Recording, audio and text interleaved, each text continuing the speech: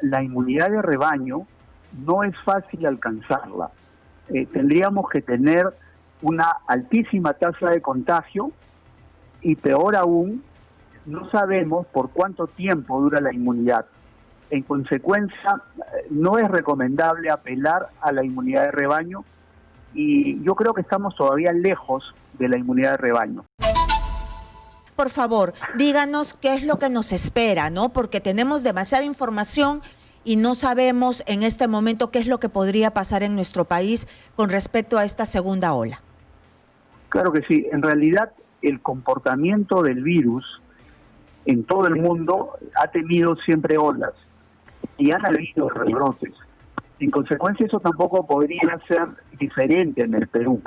Y por lo tanto, creo que nosotros deberíamos estar listos y sobre todo estar listos, entre otras cosas, significa un mensaje comunicacional diferente al que estamos haciendo, en el que nosotros podamos indicarle al ciudadano de a pie cómo es que tiene que cuidarse y protegerse de acuerdo a su actividad laboral, de acuerdo a su localidad, a su grupo social, a su grupo de edad, etcétera. Hay formas diferentes de protegerse más allá de mensajes de complicidad. Creo que este es el momento de educar a todos porque tenemos que convivir con el virus por buen tiempo y lo que pretendemos es que no cause mayor daño del que ya nos ha ocasionado en estos meses. Entonces, es casi seguro que tenemos que esperar una segunda ola porque se habló, varios médicos, expertos, también especialistas en salud pública, como el doctor Almerí decía que ya habíamos llegado a una especie de inmunización de rebaño. ¿Esto no nos haría menos problemática la segunda ola? Mire, en realidad la inmunidad de rebaño no es fácil alcanzarla. Tendríamos que tener una altísima tasa de contagio y peor aún, no sabemos por cuánto tiempo dura la inmunidad. En consecuencia, no es recomendable apelar a la inmunidad de rebaño y yo creo que estamos todavía lejos de la inmunidad de rebaño. Es más, cuando tengamos vacunas, es todo un tema a trabajar. No sabemos si necesitamos una dosis, 2 dosis, si necesitamos refuerzos o no, porque todavía no conocemos qué tipo de inmunidad nos da el virus. Peor aún, todavía no sabemos qué tipo de inmunidad nos va a dar la vacuna. De manera que por ahí me parece que no es el camino. El camino es a seguir cuidándonos, entendiendo que el virus va a seguir con nosotros y aquí tiene una responsabilidad desde el gobierno en dar un mensaje mucho más claro, insisto, no de complicidad, sino de educación, de cómo es que yo aprendo a cuidarme para evitar contagiarme y evitar contagiar a otras personas. Ahora, lo que sí ha ocurrido, y ha ocurrido en varias partes del mundo, que además es una conducta de los virus, es que parecen perder agresividad con el paso del tiempo, que eso es diferente a inmunidad. Y otra cosa que puede ocurrir es que el uso de las mascarillas de alguna manera nos protegen contra infecciones más serias. ¿Qué quiere decir eso? Que la cantidad de virus que podemos recibir y que puede infectarnos es menor. Y eso puede hacer que tengamos una enfermedad muy leve o asintomática y que nos dé protección temporal. Entonces, y que no necesitemos hospitalizarnos. El objetivo no es exactamente evitar o esperar en la unidad de rebaño, sino evitar que los casos sean graves y que necesitemos hospitalización. Claro, pero además, doctor Salinas, aprovecho para saludarte, dicho sea de paso, buenos días. La interrogante en este momento es lo de las recaídas, o sea, las personas que repiten el virus. Eso tampoco está claro, porque se supone que a ti, si tú contraes el virus, así hagas síntomas o no, tu organismo genera anticuerpos que se permanecen en tu organismo por un tiempo, ¿no es verdad? La interrogante es si tú te puedes reinfectar, y eso es algo que estamos descubriendo recién. Es decir, una persona que salió positivo en algún momento, le dieron sus 14 días de cuarentena, en muchos casos ya piensa que está libre para siempre el virus, y yo creo que eso es un error, ¿no? Exactamente, Nicolás, a eso yo también me refiero y coincido plenamente. No podemos confiarnos de eso, todavía estamos conociendo el comportamiento del virus. No sabemos cuánto tiempo de protección nos puede dar si nos infectamos con el virus, y ya hasta me he adelantado un poco en decir, ni siquiera sabemos cuánto tiempo de protección nos puede dar una vacuna en el mejor de los casos. De manera tal que el camino no está en apelar a la inmunidad de rebaño, de ninguna manera.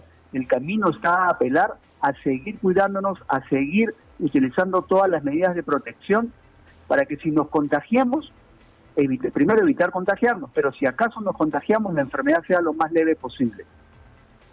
¿Y usted cree que estamos preparados ya para reabrir la cuarta fase de la reactivación económica, que es lo que ahora genera bastante expectativa? Porque en otros países hemos visto que cuando se han abierto los bares, han ido a la playa. En Madrid empezó el verano y resulta que todos se olvidaron de la mascarilla y comenzaron a salir a centros comerciales, a lugares cerrados, y nuestra cuarta etapa, fase de reactivación, también tiene las discotecas, bares, gimnasio. ¿Esto se debería analizar con lupa o se tiene que abrir porque nos asfixia económicamente, pues también el tema de la pandemia, pero con muchísimo cuidado? Sí, de acuerdo. El tema sanitario no puede estar divorciado del tema social y económico. No nos olvidemos que si nos hacemos más pobres, nos hacemos más enfermos y por lo tanto menos salud. Más pobreza es más enfermedad. Ahora, eso no significa que hagamos carta abierta y digamos, bueno, ya pasó todo y estamos protegidos algunos y entonces no nos va a pasar nada. Eso de ninguna manera. Probablemente vamos a tener que tener hábitos sociales diferentes. El tema, por ejemplo, de bares, discotecas, etcétera, evidentemente van a tener que esperar todavía. Vamos a tener que echar mano de otro tipo de actividades económicas que generen ingresos para que la población salga de la pobreza. No nos olvidemos que somos el país en la región más afectado económicamente, por ejemplo, por el desempleo. La mitad de los puestos de trabajo que se han perdido en América corresponden al Perú, lo cual es una situación absolutamente crítica que el gobierno tiene que revertir. La estrategia inicial, lamentablemente mal diseñada, nos ha llevado a la peor crisis sanitaria y socioeconómica. En consecuencia, tenemos que tener estrategias diferentes, hábitos sociales diferentes. Por eso hablaba al principio de la comunicación, y la gente tiene que entender, el ciudadano, que hay cosas que puede y debe hacer para seguir sobreviviendo, para trabajar, para generar recursos, y habrá otras cosas que habrá que esperar. Eso es algo, pero eso la gente lo aprende, el ciudadano, en diferentes formas, por edades, por grupos de trabajo, por actividades, por localidades. Si tenemos un mensaje que le llegue, no un mensaje que les diga que son cómplices y que si hacen algo mal vamos a ocasionar muertes, eso no ayuda. Yo creo que, y tenemos las experiencias de otros países, por lo tanto, de manera que podemos hacer algo diferente, y eso es lo que esperamos todos los peruanos. ¿Y qué es lo que se le tiene que decir a las personas en este momento? ¿Cuál es el mensaje central? Yo sé que cuando hay una campaña de comunicación es por estratos, es bien estratificada, ¿no? Pero, ¿cuál es el mensaje el cual se debería masificar? Yo creo que son muchos mensajes diferenciados, insisto, por cada actividad laboral o por cada localidad. No es lo mismo cómo tiene que cuidarse uno en el transporte público, no es lo mismo saber si uno debe o no debe ir a salir a la calle innecesariamente a comprar o a visitar personas o a hacer actividad física. Es importante que todas esas cosas se aprendan, y cómo, si tenemos que hacer eso, cómo cuidarnos.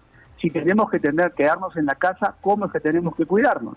Hay poca información al respecto. No, casi nada. El tema, por ejemplo, de la ventilación es fundamental. Sin embargo, en el tiempo del frío, todo el mundo ha cerrado ventanas y entonces la circulación del virus se impide hacia afuera y más bien se queda donde estamos en ambientes cerrados. Eso, por ejemplo, se ha trabajado muy poco y es algo que deberíamos darle más fortaleza. Y lo que no se trabaja nada, y hace algunos días hablábamos con Nicolás también aquí, ya se vienen las fiestas navideñas. Este año se ha pasado muy rápido. Ha sido una cosa, en realidad, con esto de la pandemia hemos perdido pues la noción hasta del tiempo. Entonces las fiestas navideñas están a la vuelta de la esquina y no hay una campaña para concientizar y decir por último cómo hacer si es que se va a tener que ver por unos minutos a la familia. Exacto, por ejemplo, ya deberíamos ir trabajando desde ahora cómo van a ser y cómo tendrían que ser estos saludos navideños, esta campaña de Navidad. Algunas personas, yo sé que el comercio vive mucho de eso, pero tenemos que ser ingeniosos de ver cómo es que podemos hacer comercio sin exponernos más, cómo es que vamos a expresar amistad, cariño, etcétera, en las fiestas navideñas, pero hay que hacerlo desde ahora. No podemos llegar a ese día o a los días de diciembre para decir hemos intervenido 1000 personas, claro, porque el problema, Abel, es que lo que se está planteando es que la gente cambie hábitos que se han cultivado en algunos casos durante siglos. Arraigados. O sea, por ejemplo, esto de las fiestas, de bailar, ¿no es cierto?, de compartir, de familia, incluso ¿no? Alrededor, por ejemplo, de la religiosidad de la gente, ¿no es cierto?, los bautizos, las confirmaciones, ¿no es cierto?, los matrimonios, incluso los velorios son concentraciones de gente donde hay mucho contacto físico. O sea, no es fácil y no va a ser fácil que la gente asuma que hacia el futuro vamos a tener que evitar ese tipo de contactos, ¿no? Porque ahora es el coronavirus, no sabemos lo que viene después. El otro día veía el documental donde sale Bill Gates advirtiendo sobre la amenaza, no de este virus, de los virus. Que deberíamos tenerlo muy claro, ¿no? Exactamente, coincido con ambos. Este es un tema difícil, pero peor es no hacer nada. Yo creo que sí tenemos que hacer el esfuerzo para cambiar nuestros hábitos sociales, que son ancestrales, desde luego. Pero si nosotros hacemos entender a las personas en mensajes claros, diferenciados, sencillos, por qué tenemos que cambiar, seguramente vamos a tener mejores resultados que no decir nada o más bien tener mensajes de complicidad. De acuerdo. Que realmente no nos ayudan. Una última consulta.